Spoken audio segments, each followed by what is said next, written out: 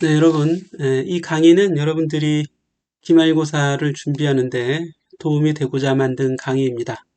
이 영상 강의에서 다루는 내용 중에서 기말고사가 출제가 됩니다.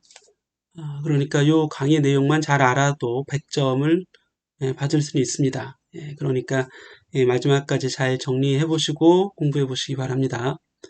시험 범위는 6점, 3.2절 탄성 충돌에서부터 시작을 합니다. 요 내용 가지고 그대로 이제 여기서부터 하는데 9장에 베르누이 방정식까지 나오게 되고 유체죠. 그 다음에 13장에서 진동에 관한 일부 내용이 또 출제가 될 거예요. 이렇게 좀 이번 시간에 다 한번 정리를 해볼 텐데 1차원 탄성 충돌이라고 하는 건 일단 운동량 보존 법칙이 적용돼야 되고, 그래서 이제 왼쪽은 충돌 전, 오른쪽은 충돌 후를 나타내는 이런 형태가 되겠습니다. 그리고 운동 에너지까지 보존이 돼야지만 이제 탄성 충돌이 되는 거죠. 그래서 좌변은 충돌 전의 입자들의 운동 에너지, 우변은 충돌 후의 입자들의 운동 에너지, 이걸 나타내고 있습니다. 자, 그런데 여기서 이제 1번, 10번식과 11번식을 연립해서 풀면, 여기 6.15번식과 같이 상대 속도 값으로 운동 속도를 나타낼 수 있는데, 이 좌변은 2번 물체가 본 1번 물체의 속도죠. 충돌 전에. 그런데 이제 뒤에 우변에서 2번 물체가 본 1번 물체의 속도를 구했는데 여기 이제 마이너스를 이렇게 곱하게 되는 겁니다. 그 얘기는 결국 1번 물체가 본 2번 물체의 속도라는 얘기죠. 그래서 이 상대 속도의 크기는 같지만 충돌 전후 상대 속도 크기는 같지만 방향이 반대가 된다. 이런 식으로 이 내용을 정리해 볼 수 있습니다. 네, 예제 문제 6.6은 우리가 이제 풀지 않았습니다. 그렇죠? 요거는 시험 문제에 나오지 않겠다. 이렇게 이제 얘기를 했었고, 지나가면 되겠죠? 그리고 6.4절에 스치는 충돌 그러는데, 요거는 이제 2차원 충돌을 얘기하게 됩니다. 2차원 충돌의 경우에는, 충돌 전의 입자의 속도, 그리고 전에 이 M2는 정지하고 있었습니다. 근데 이 M1이 움직이는 이 방향을 X축으로 두고 요거의 수직 방향을 Y축으로 이렇게 두게 되죠. 그런 다음에 충돌 후의 속도는 이제 임의의 어떤 방향일 텐데 이때 이 V1과 V2의 나중 속도를 V1F, V2F라고 쓰고 여기 어떤 이제 처음 X 방향과 이루는 각도를 각각 세타와 파이, 여기 이제 파이가 빠졌네요. 세타와 파이로 이렇게 두도록 하겠습니다. 파이가 이렇게 있는 거죠. 이렇게. 그때, 이렇게, 세타의 X성분, V1의 X성분, V1의 Y성분, 그리고 V2의 X성분, V2의 Y성분을 이렇게 구해줄 수 있습니다. 그래서 성분 분해를 한 후에, 이제 이렇게 이제 식을 정리하는 거죠. 충돌 전에 X 방향의 운동량의 합은 충돌 후에 Y 방향의 충돌 후에 X 방향의 운동량의 합과 같은 거고 Y 방향도 마찬가지죠. 충돌 전에 Y 방향의 운동량의 합은 충돌 후에도 역시 그대로 유지가 된다는 얘기죠. 이게 이제 운동량 보존 법칙인데 X성분, Y성분 나누어서 분해해서도 성립을 하게 되는 거죠. 그래서 이제 X성분은 M1만 움직이고 있었고 M2는 정지하고 있었으니까 X든 Y든 M2의 운동량은 제로가 되고 Y성분은 아예 0이죠. 처음에 X성분을 이 V1, 즉 M1의 운동 방향을 그대로 X축으로 두었기 때문에 그렇습니다. 자, 이제 Y 방향은 X성분은 충돌 후에는 코사인, 그죠? M1, V1, F 코사인. M2V2F 코사인 성분이 되는 거고 Y 성분은 다 사인이 되겠죠. 이렇게 이 두 개의 식을 풀어주면 됩니다. 근데 만약에 탄성 충돌이라면 운동 에너지까지 충돌 전에 에너지, 충돌 후에 1번 입자, 2번 입자의 운동 에너지의 합 이렇게 되겠죠. 이게 이제 같으면 탄성 충돌 조건이 되는 겁니다. 자, 이런 형태의 이제 문제 내용이 있었는데 문제에서는 비탄성 충돌이 문제로 나옵니다. 사실 탄성이 나와야 되는데 비탄성을 내보냈죠. 그래서 문제 단원에서 이 문제 선택이 잘못되어 있긴 합니다. 그래도 우리가 이제 풀어볼 수 있어요. 그래서 M1의 충돌 전의 속도, M2의 충돌 전의 속도, 하나는 X방향, 다른 하나는 Y방향으로 움직이고 있다가 둘이 이제 하나가 돼서 완전 비탄성 충돌을 했을 때 이 세타, 그죠? 이 세타, 이 방향이 어떤 방향인지 또는 VF가 어떤 값인지 이런 걸 이제 구해보는 내용이 될 텐데 문제에서는 충돌해서 어디로 갔어요. 그죠? 어디로 갔는데 여기 M1의 속도와 방향, M2의 속도와 방향이 다 주어져 있으니까 충돌 후에 어느 방향으로 어떤 속도로 갈지 명확하게 구해낼 수 있습니다. 그래서 X성분 먼저 구하고요. 충돌 후에 X성분 또 같아야겠죠. 운동량의 X성분. 충돌 후에 충돌 전에 Y성분, 충돌 후에 Y성분 같아야겠죠. 그래서 이 연립방정식을 풀어서 세타와 그리고 VF를 각각 전부 구해낼 수 있게 되는 겁니다. 자, 그런데 우리가 이제 완전 비탄성 충돌은 시험에서 이미 1차원에서 이제 풀었기 때문에 이것도 시험에는 출제는 하지 않을 겁니다. 여러분들이 한 번 더 검토를 해보시고, 근데 이런 걸 이제 검토하면 탄성 충돌의 문제도 구하기가 쉬워지겠죠. 자, 6.5절 로켓의 추진. 요거는 우리가 보충으로 이미 공부를 했습니다. 그렇죠? 우리가 이제 지난주에 아마 이제 공부를 했을 텐데, 여기에서 쭉 내려가서 그때 이제 공부한 내용이 이렇게 있죠. 그래서 여기 보면 요 식을 여러분들이 알아야겠죠. 예. 나중 속도 구하는 내용입니다. 처음 속도, 나중 속도의 차. 그러니까 결국 나중 속도를 구할 수 있는 거죠. 그래서 이제 여기 단단식 우주선의 문제, 요거는 시험 문제로 출제가 됩니다. 그러니까 알아두세요. 예. 그래서 나중 속도 이렇게 이제 구해볼 수 있겠죠. 전자계산기가 필요하겠네요. 그죠? 예. 아니면 간단히 근사적으로 어떤 값에 근사시켜라 이렇게 하면 또 쉽게 구해낼 수도 있겠죠. 그래서 이 문제는 꼭 알아두시기 바랍니다. 자, 이렇게 해서 보고요. 연습 문제에서는 우리 이제 과제로 냈던 연습 문제가 분명히 있습니다. 그죠? 과제 연습 문제가 있으니까 요거를 출제를 하도록 하겠습니다. 요걸 잘 읽어보시면 되겠죠? 이제 우리 온라인 강의에도 요게 풀이가 나와 있으니까 요거 그대로 보시면 되겠습니다. 자, 그래서 넘어가서 살펴보시고요. 그 다음에 7장 회전운동과 중력 문제가 되는데, 이거 역시 이제 시험 어떤 문제가 나온다, 이제 어떤 내용이 나온다, 이렇게 이제 얘기를 했었을 테고, 잘 보시면 또, 우리가 이제 공부했던 거 다 기억이 날 텐데, 이런 기본적인 거는 당연히 또 알고 있어야겠죠. 세타는 중심각, R이 반지름이죠. 예, 그리고 S가 호의 길이, 예, S는 R세타, 이런 식이 있고요.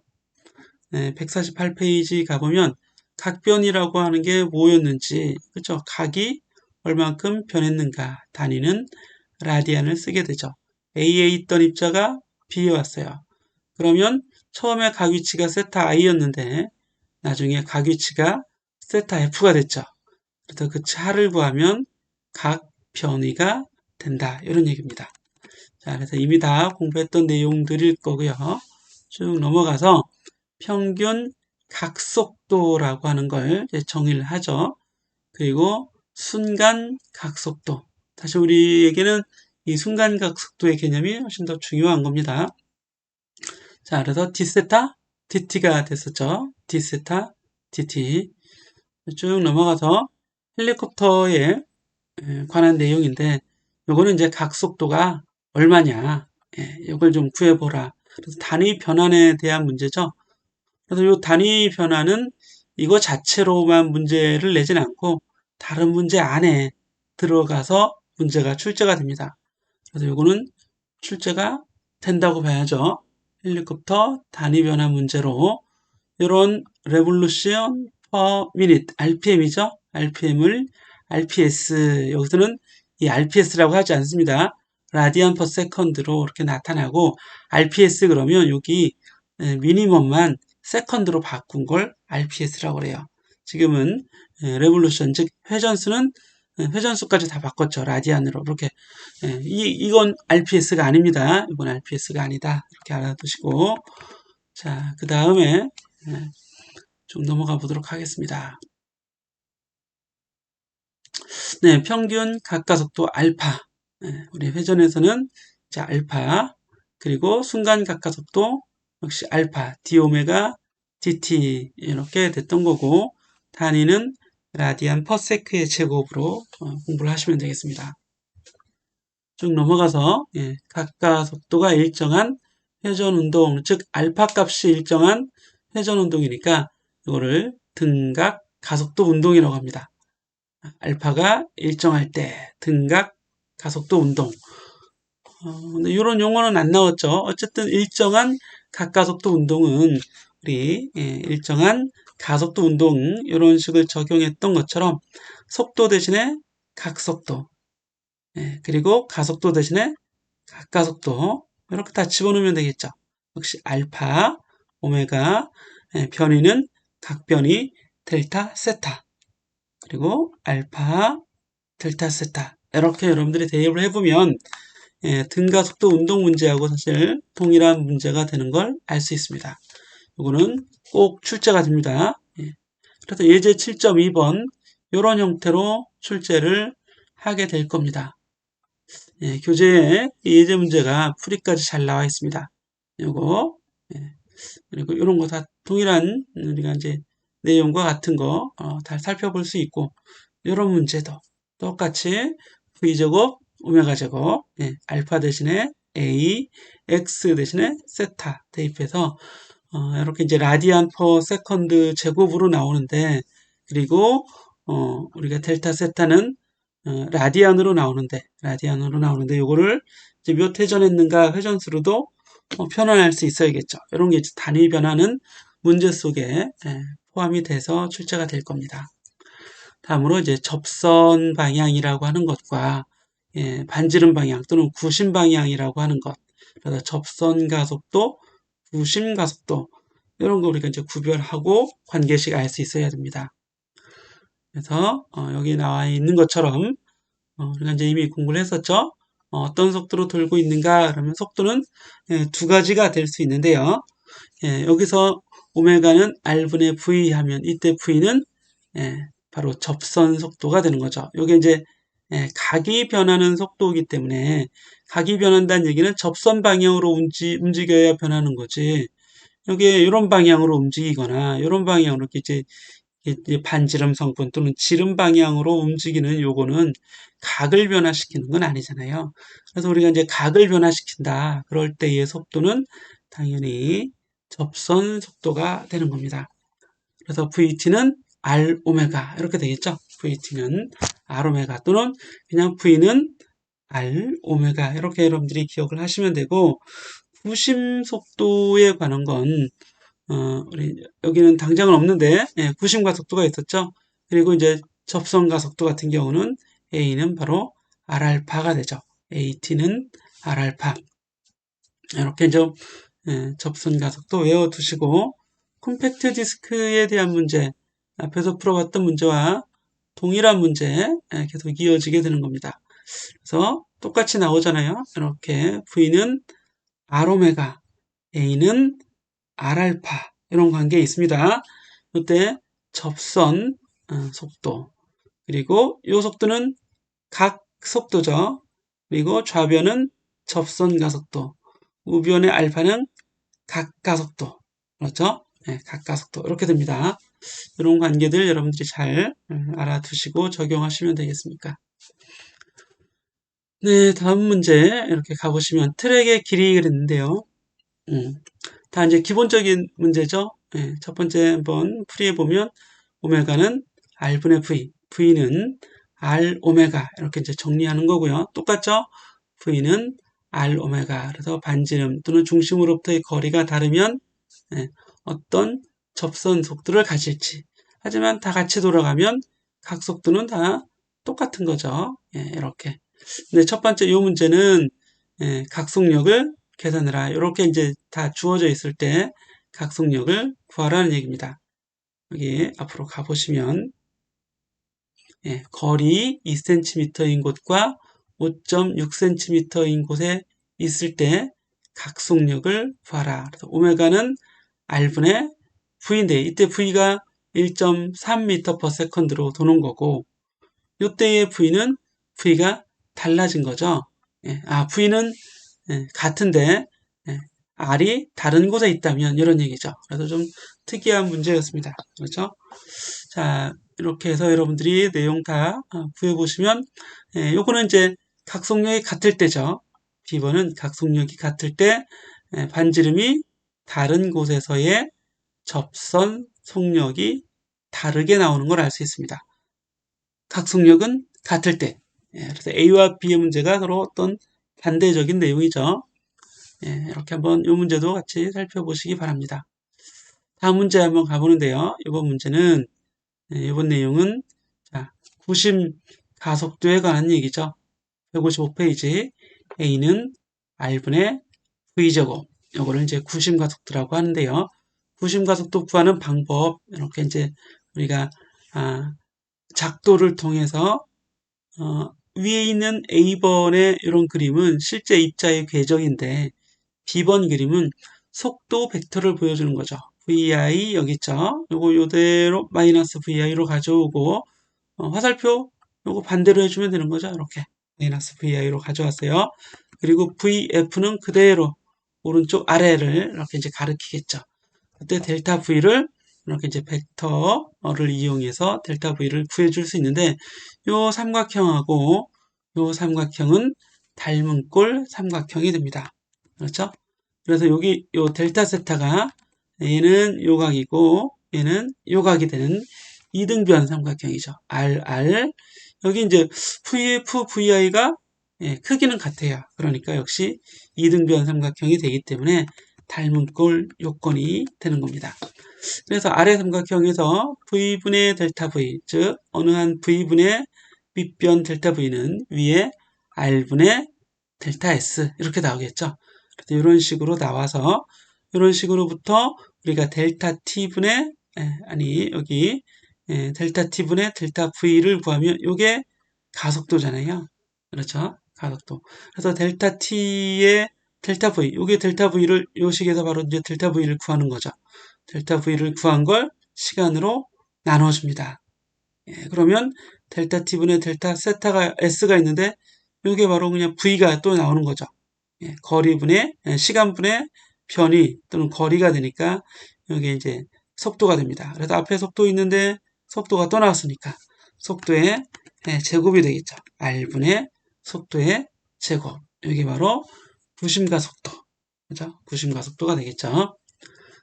그래서 또 V는 R 오메가로 바꿀 수 있으니까 정리해주면 R 오메가의 제곱으로도 나타낼 수 있게 되는 겁니다. 그리고 이제 전체 가속도는 접선 가속도의 제곱 더하기 구심 가속도의 제곱 루트 해주면 되겠죠. 이 두 개가 서로 수직을 이루기 때문에 크기를 구하려면 피타고라스 정리를 이용해주면 되겠습니다. 이런 식으로 여러분들이 좀 구해보시고 여기 예제 문제가 나와 있으니까요. 우리 이런 예제 문제도 좀 구해볼 수 있어야겠습니다.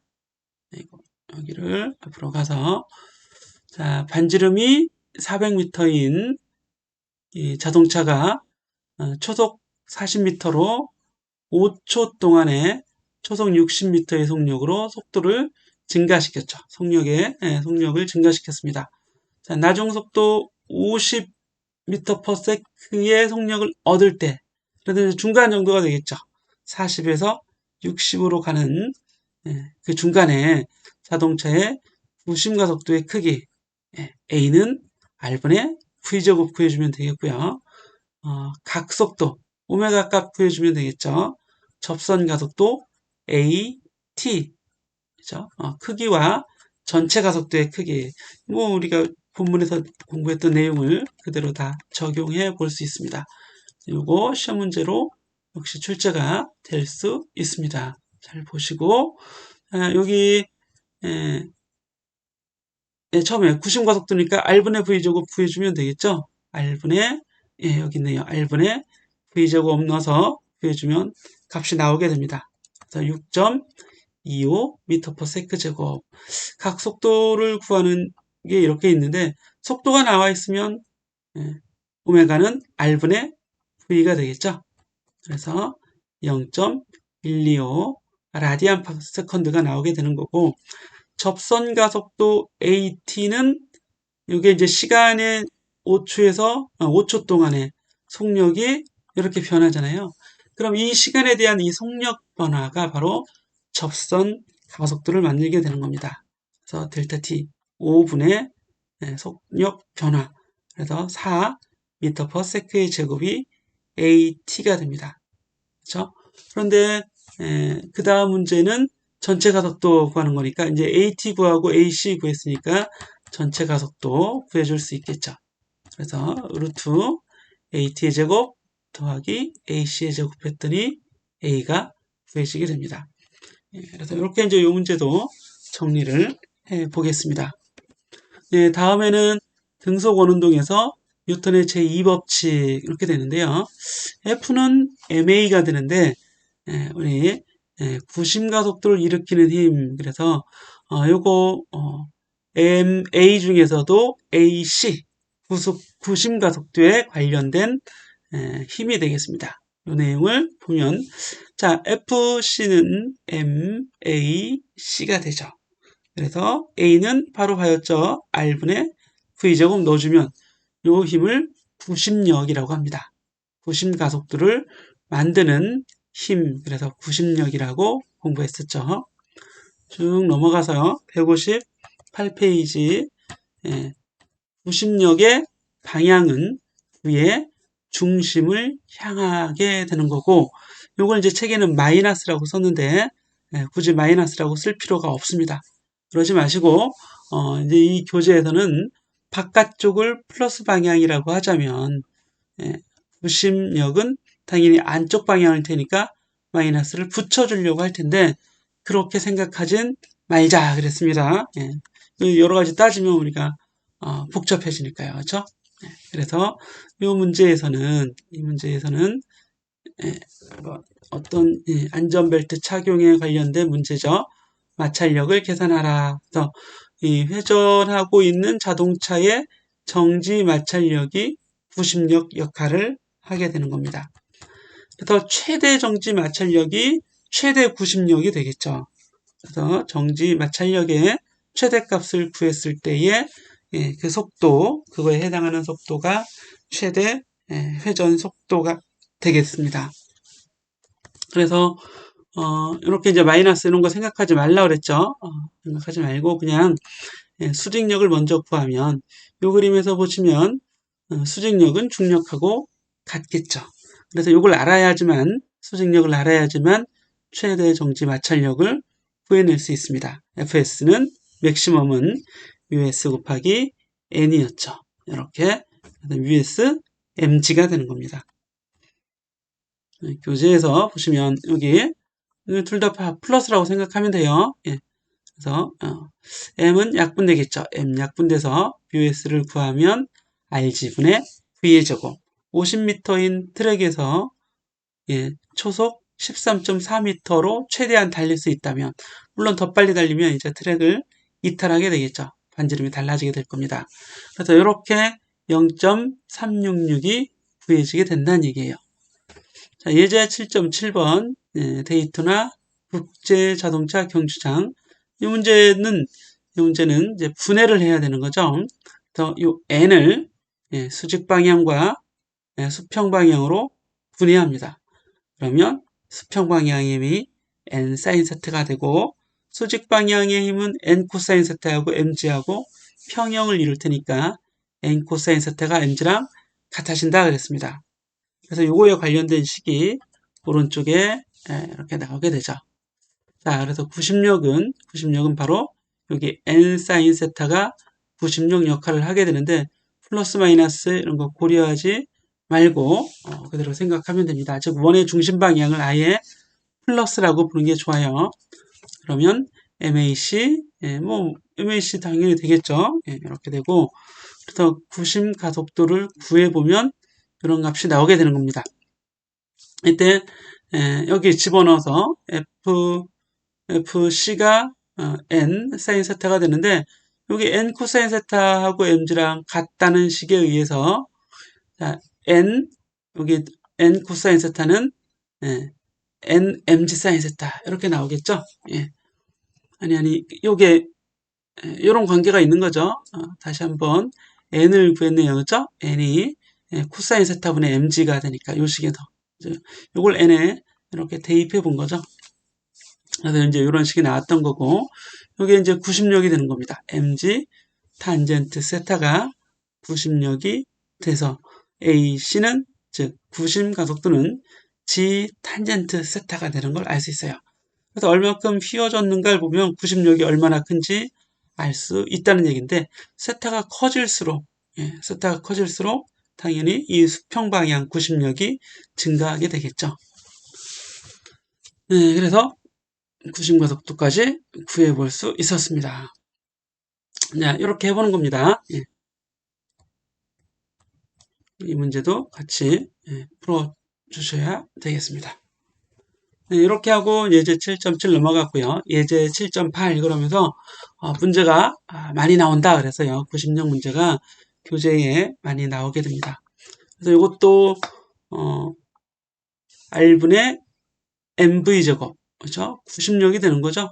중력이 구심력 역할을 하게 되는데 최고점에서 겨우 한 바퀴 돌 수 있는 최고점에서 트랙을 이탈하지 않을 때는 트랙으로부터 받는 힘은 없고 중력이 곧 구심력 역할을 하게 되는 겁니다.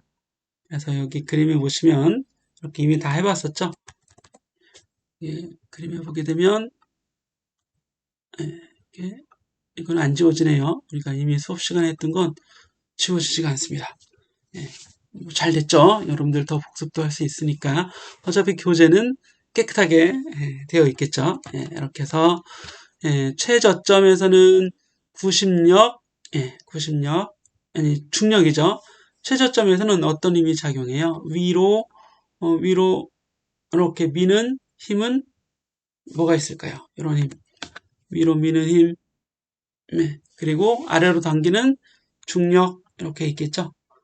그럼 중력은 반대 방향이니까 아래쪽 마이너스 mg가 되는 거예요.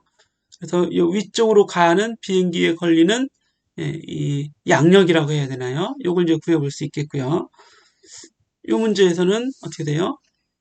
바닥이 위로 미는 이게 수직력이죠. 바닥이 미는 수직력, 지구가 아래로 당기는 중력. 그래서 NB-mg가 돼야겠죠. 원의 중심 방향을 플러스로 방향으로 두는 게 좋습니다. 그래서 N 구하고 이렇게 N 이게 N이잖아요. 본래는 이제 N-mg는 R분의 MV제곱. 그러니 여기 이제 마이너스를 곱해서 바로 식이 나오게 되죠. 원의 중심 방향을 플러스 방향으로 두면 되는 겁니다. 이 문제는 반대로 생각한 거죠. 어쨌거나 다 반대가 되더라도 결과식은 변하지 않습니다. 자, 이렇게 돼 있고, 본래 이제 위에 최고점에서는 중력이 구심력 역할을 하게 되니까 여기 최고점에서의 속도를 구해볼 수 있습니다. 물론 중력만 작용했을 때, 그래서 트랙에서 이탈하지 않으려고 겨우 돌아가는 경우라고 생각하면 되겠죠. 나머지 여러분들이 더 우리가 이제 공부했던 내용이니까 더 참고해 보시기 바랍니다. 이것도 시험 문제로 출제하게 되는 겁니다. 겉보기 힘에 대해서 하지 않고 넘어갔었죠. 자, 뉴턴의 만유인력 법칙. 네, 중력에 관련된 거죠. 그래서 두 물체의 M1, M2가 거리 R만큼 떨어져 있을 때 작용하는 중력은 여기 어떤 상수를 이렇게 곱해서 여기 이제 만유인력 상수라고 하는 겁니다. 6.67, 3 곱하기 10의 마이너스 11승 킬로그램. 요거는 이제 단위를 하나하나 다 구해본 건데 요거는 그대로 이항해 보면 되겠죠. 요거 왼쪽 항으로 이항하면 뉴턴 곱하기 미터 제곱. 여기 하나씩 다 지워지나요? 예, 지워지는 것 같으네요. 이렇게 앞에 것도 다 지워서 볼 수도 있겠습니다. 근데 수업 시간에 했던 거니까 안 지우는 게 아마 여러분들이 더 기억하기가 좋을 것 같아요. 자, 여기 힘 곱하기 거리의 제곱이니까 뉴턴 미터 제곱 나누기 질량의 제곱 킬로그램 제곱이 G의 단위가 되는 겁니다. 자, 만유인력 상수의 측정 그랬어요. 캐벤디시의 방법 수업 시간에 보충해서 우리가 수업 시간에 이미 공부를 했었죠. 문제는 출제하지는 않겠습니다. 이걸 이제 문제를 출제하진 않겠습니다. 자, 그리고 넘어가면 7.5.2절에 중력 포텐셜 에너지의 재점검 그랬는데요. 요거 알고 있어야 돼요. 중력 포텐셜 에너지는 마이너스 n분의 여기 마이너스부터 지우고요. r분의 마이너스 gm1m2 이렇게 기억을 하면 되죠. gm1m2 일단 마이너스 먼저 기억하고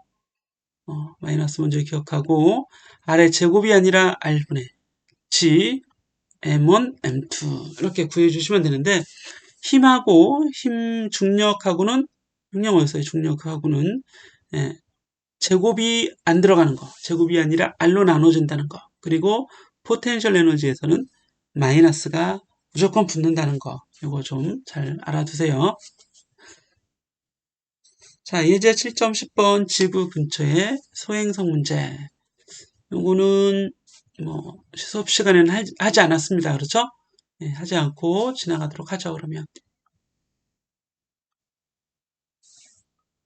네, 다음에 중력 포텐셜 에너지 구하는 과정이 이 그림에 나와 있었고 수업 시간에 해봤죠. 그래서 여기서 다시 한번 얘기를 하면 중력 포텐셜 에너지는 R분의 GM입니다. 그래서 지표면으로부터 고도가 H인 곳에서 이게 소문자 아래 되겠죠. 이렇게 높은 곳에서 지구 표면으로 떨어지는 경우 이렇게 이제 본 것 같아요. 그죠? 지구 표면으로 떨어지는 경우 포텐셜 에너지 변화량 계산하는데 그 포텐셜 에너지가 바로 이제 중력이 한 일의 마이너스가 되겠죠. 그래서 우리 수업 시간에는 교재가 좀 이상한 것 같으니까 이렇게 이제 구해보자. 적분 과정을 이렇게 구해보자라고 했을 때 수업 시간에 여기 이제 이게 플러스가 되는 거잖아요. 그렇죠? 포텐셜 에너지 중력이 하는 일이 플러스가 돼요. 중력이 하는 일이 플러스가 되니까 포텐셜 에너지는 감소하게 되는 겁니다. 그렇죠? 포텐셜 에너지는 감소하게 된다. 그래서 교재에서는 2번, 1번씩을 이렇게 봤는데 제가 이제 풀 때는 여기 위에 있는 게 1번, 나중이 2번 이렇게 돼 있습니다. 그렇죠? 그래서 이렇게 이제 보시고 넘어가 보면 되죠.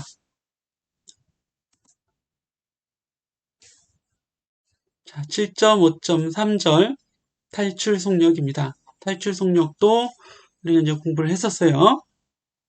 그래서 역시 운동 에너지 더하기 포텐셜 에너지가 어떤 일정한 값을 갖게 돼야죠. 역학적 에너지 보존이 되려면. 그래서 이제 평형을 어디로 잡을 것인가, 탈출하는 순간의 속도, 그리고 R분의 GMM, 포텐셜 에너지죠. 그 속도에 관련된 위치, 운동 에너지가 되는 거죠. 좌변의 좌항이, 첫 번째 항이 운동 에너지, 이게 포텐셜 에너지가 됩니다. 그래서 이게 이제 0이 된다는 얘기는 0이 되는 기준 위치를 일단 하나 정해 놓는 거죠. 무한대인 곳으로 정해서 무한대에서 가서 멈춰요. 그게 이제 탈출 속력으로 던졌을 때 무한대 가서 멈출 수 있는 거죠. 그래서 무한대 가서 멈췄으니까 운동 에너지는 0이 되고 포텐셜 에너지는 무한대 분의 GMM이니까 마이너스 GMM이니까 역시 0이 되겠죠. 그래서 전체 역학적 에너지는 0이 된다는 식으로 V 탈출을 구해볼 수 있습니다. 네, 예제 7.11은 하지 않겠다고 이미 얘기를 했었고요. 하지 않는다. 그러면 문제 낼 게 별로 없어지는 것 같은데 뒤에 연습 문제에서도 문제가 있으니까 또 기대해 보시기 바랍니다. 네, 케플러 법칙이라고 하는 건 이제 제2법칙, 물론 1법칙은 이제 타원 궤도의 법칙이고요. 두 번째 법칙이 면적 속도 일정의 법칙. 여기 보시면 면적 속도 일정, 어떤 정해진 시간 동안에 위성이 태양을 훑고 지나가는 이 면적은 같은 시간이라면 같은 값을 낸다. 이런 내용이었죠. 그렇죠? 이제 이런 거 한번 다 지워지면 좋겠는데 이게 선택이 안 돼요. 그래서 한 번에 지울 수가 없고 그냥 수업 시간에 공부했던 걸 참고하셔서 결과적으로 이게 각운동량 보존 법칙의 다른 표현이었다는 걸 우리가 이제 알 수 있었습니다. 그래서 케플러 제2법칙과 맥락을 같이 하는 건 각운동량 보존 법칙이다. 이렇게 이제 정리해 보겠습니다. 다음 내용은 3법칙은 하지 않겠습니다. 네, 정지궤도와 통신위성, 정지궤도 위성과 그게 바로 이제 통신위성이죠. 정지궤도를 돌고 있는 통신위성이 되는데요. 90력 역할을 하는 건 바로 중력이 되겠죠. 그래서 이런 식을 구해낼 수 있게 되는 겁니다. 이 과정은 또 우리가 이제 공부를 했었죠. 여기 앞에 가서 보시면 이런 식으로 공부하게 됩니다. 중력이 90력 역할을 하게 되는데 R분의 90력이 뭐예요? R분의 이게 F는 MA잖아요. A가 R분의 V제곱입니다. 그렇죠? R분의 V제곱. V는 T분의 2πR이죠. 속도는 시간분의 거리가 되니까요. 그렇죠? 이게 이제 90력이 되는 거죠. 90력 역할을 하는 힘이 바로 중력이었던 건데 여기 원래는 이제 90력을 쓰려면 R제곱분의 GM, M이 있어야겠죠. M. 요건 이제 태양의 질량이고 위성의 질량이 여기 이렇게 이제 곱해질 겁니다. M을 곱하고 우변에도 그럼 M을 곱할 수 있겠죠. 여기도 M을 곱하고 우변에도 M을 곱하는데 우변에 곱한 M하고 좌변에 곱한 M을 서로 약분한 거예요. 그러니까 이렇게 이제 되어 있는 거죠. 요거를 속도는 시간분의 주기분의 이게 바로 뭐예요? 거리죠. 그래서 속도는 시간분의 거리 이렇게 이제 사용할 수 있는 겁니다. 그래서 시간에 대해서 보니까 t의 제곱이 r의 세제곱에 비례한다. 요것도 시험 문제 내야겠네요. 이거 내야겠습니다. 그렇죠? 여기 낸다고 V표 한 것 같아요. 출제 공부하라고. 자, 그래서 쭉 내려가 보시면 교재에도 나와 있습니다. 여기 이제 네, 이렇게 한번 문제를 살펴보고 여기 있네요. t제곱은 gm분의 4파이제곱 요 상수도 알아둬야 되고 r의 세제곱과 같다. t는 왜 이렇게 나온 거예요? t는 바로 이 주기니까 주기는 시간이죠. 그래서 속도분의 거리라는 값으로부터 나오게 되는 겁니다. 자, 쭉 넘어가세요. 연습 문제인데요. 연습 문제는 이제 선택했던 그런 문제들이 있죠. 11번하고 여기 170페이지에는 한 문제죠. 11번 문제, 6번 문제. 6번이죠. 괄호 11번으로 되어 있는 6번 문제. 그 다음 페이지에 가보면 14번 문제. 14번 문제. 자, 오른쪽 면으로 쭉 가보면 19번 문제. 요게 우리가 이제 풀어볼 문제가 되는 겁니다. 자, 추가적으로 23번 문제도 해보시고요. 그러면 다 됐죠? 예. 문제가 23, 22, 19, 23, 22는 아니죠. 22는 아니고 23, 19, 그 다음에 없어요. 그렇죠? 요 문제를 여러분들이 잘 풀어서 제출을 해 주시기 바랍니다. 과제에 제출을 했을 거예요. 그렇죠? 네, 이렇게 이제 7장까지 해보고, 잠깐 쉰 다음에, 우리 다음 문제, 다음 내용 또 계속 이어나가겠습니다.